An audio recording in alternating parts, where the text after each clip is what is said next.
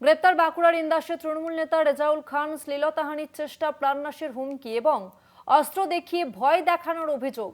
রাজনৈতিক উদ্দেশ্যে ফাঁসানোর দাবি অভিযুক্তের। আইনজীবীর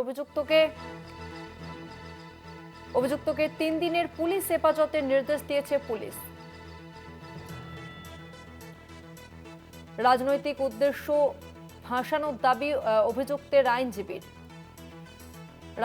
রাজনৈতিক উদ্দেশ্যে ফাঁসানো হয়েছে এমনটাই দাবি করছেন অভিযুক্তের আইনজীবী। তবে অভিযুক্তকে পুলিশ হেফাজতের নির্দেশ দেওয়া হয়েছে। বাঁকুড়ার ইন্দাসের তৃণমূল নেতা রেজাউল খান, তাকে গ্রেপ্তার করা হয়েছে। শ্লীলতাহানির চেষ্টা, প্রাণনাশের হুমকি এবং অস্ত্র দেখিয়ে ভয় দেখানোর অভিযোগ।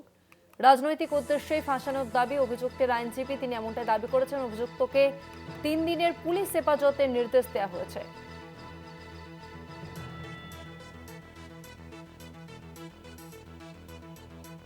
গ্রেপ্তার করা হলো বাঁকুড়ার ইন্দাসের তৃণমূল নেতা রেজাউল খানকে। শ্লীলতাহানির চেষ্টা, প্রাণনাশের হুমকি এবং অস্ত্র দেখিয়ে ভয় দেখানোর অভিযোগ।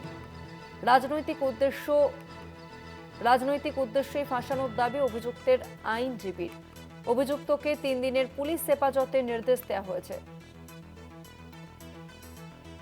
উদ্দেশ্য প্রণোদিতভাবেই ফাঁসানো হয়েছে এমনটাই দাবি করছেন অভিযুক্তের আইনজীবী। তবে 3 দিনের পুলিশ হেফাজতের নির্দেশ দিয়েছে আদালত। গ্রেপ্তার বাঁকুড়ার ইন্দাসের তৃণমূল নেতা রেজাউল খান। শ্লীলতাহানির চেষ্টা, প্রাণনাশের হুমকি এবং অস্ত্র দেখিয়ে ভয় দেখানোর অভিযোগ। কথা বলবো তন্ময় চৌধুরী রয়েছে আমাদের সঙ্গে ফোন লাইনে। তন্ময়, কি অভিযোগ সামনে আসছে?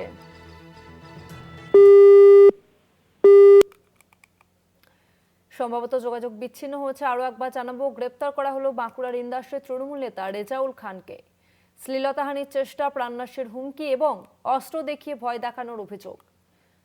তবে অভিযুক্তের আইনজীবী, তিনি দাবি করছেন যে রাজনৈতিকভাবে ফাঁসানো হয়েছে, রাজনৈতিক উদ্দেশ্যেই ফাঁসানো হয়েছে এমনটাই দাবি করছেন অভিযুক্তের আইনজীবী। অভিযুক্তকে 3 দিনের পুলিশ হেফাজতে নির্দেশ দেওয়া হয়েছে।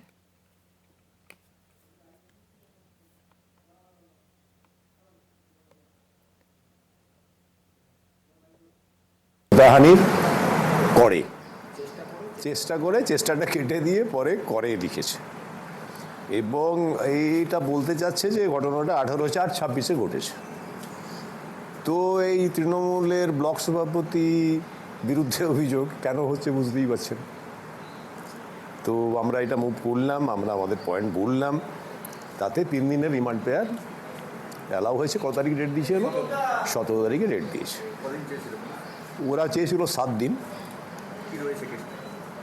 কেসটা ওই তো বললাম অভিযোগ আপনাকে, যেটা একটা অ্যাবসার্ড অভিযোগ। মাথায় বন্দুক ঠেকিয়ে শ্লীলতাহানির চেষ্টা। এবার আগ্নেয়াস্ত্র নাকি রিকভারি করবে। তো ন্যাচারালি তৃণমূলের ব্লক সভাপতি, এখন বিজেপি ক্ষমতায়, তো এটা পলিটিক্যালি মোটিভেটেডলি করা হচ্ছে, এটা সবাই বুঝতে পারছে। দাদা, আপনার বিরুদ্ধে একাধিক অভিযোগ। কথা বলবো তন্ময় চৌধুরী রয়েছে আমাদের সঙ্গে ফোন লাইনে। তন্ময়, তৃণমূল নেতা রেজাউল খান, তাকে 3 দিনের পুলিশ হেফাজতের নির্দেশ দেওয়া হয়েছে, কি অভিযোগ সামনে আসছে তার বিরুদ্ধে? দেখো, এই যে ইনপুর ব্লকের যে তৃণমূল কংগ্রেসের সভাপতি রেজাউল খান, তার বিরুদ্ধে তারই গ্রামের একজন অভিযোগ করেছে যে তাকে প্রাণনাশের হুমকি দেওয়া হয়েছে। এই ঠিক বিধানসভা ভোটের 5 দিন আগে তার বাড়িতে চড়াও হয়েছিল রেজাউল খান, এবং চড়াও হয়ে তার সাঙ্গপাঙ্গদের নিয়ে তাকে প্রাণনাশের হুমকি দেয়, তার বাড়িতে ভাঙচুর চালায় এবং তার স্ত্রীর কানে আগ্নেয়াস্ত্র ঠেকিয়ে শ্লীলতাহানির চেষ্টা করে বলে ওই ব্যক্তি অভিযোগপত্রে উল্লেখ করেছেন। এবং এই অভিযোগের ভিত্তিতে ইনপুট থানার পুলিশ রেজাউল খানকে গ্রেপ্তার করেছে। এলাকায় তিনি তৃণমূলের দুর্দণ্ড প্রতাপ নেতা হিসাবেই পরিচিত ছিলেন রেজাউল খান। তার ফলে এই গ্রেপ্তারের ফলে আজকে পুলিশ তাকে খাতড়া মহকুমা আদালতে পেশ করে এবং আদালতে পুলিশ তাকে 7 দিনের রিমান্ডে যায়। পুলিশের দাবি যে তার কাছে যে আগ্নেয়াস্ত্র রয়েছে, সেই আগ্নেয়াস্ত্র উদ্ধার করার জন্যই তাকে হেফাজতে প্রয়োজন এবং তদন্তে গতি প্রকৃতি দেখার জন্য তাকে হেফাজতে প্রয়োজন। কিন্তু আদালত তাকে 3 দিনের পুলিশ হেফাজতের নির্দেশ দেয়। যেমনটা অভিযোগটা আসছে যে তার স্ত্রীর কানে আগ্নেয়াস্ত্র ঠেকিয়ে শ্লীলতাহানির চেষ্টা করে, কিন্তু রেজাউল খান আদালত চত্বরে আজকে সমস্ত অভিযোগ অস্বীকার করেছেন।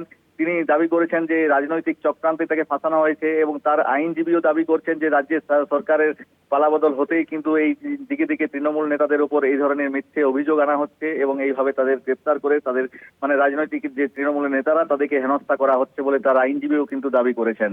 কিন্তু পুলিশের দাবি যে এই অভিযোগের ভিত্তিতে যে আগ্নেয়াস্ত্রের কথা বলা হয়েছে সেই আগ্নেয়াস্ত্র উদ্ধারের জন্যই তাকে হেফাজতে প্রয়োজন এবং হেফাজতে নিয়ে আগামী দিনে আরো তদন্ত এগিয়ে নিয়ে যাওয়ার দাবি করছে পুলিশ। ধন্যবাদ তন্ময়।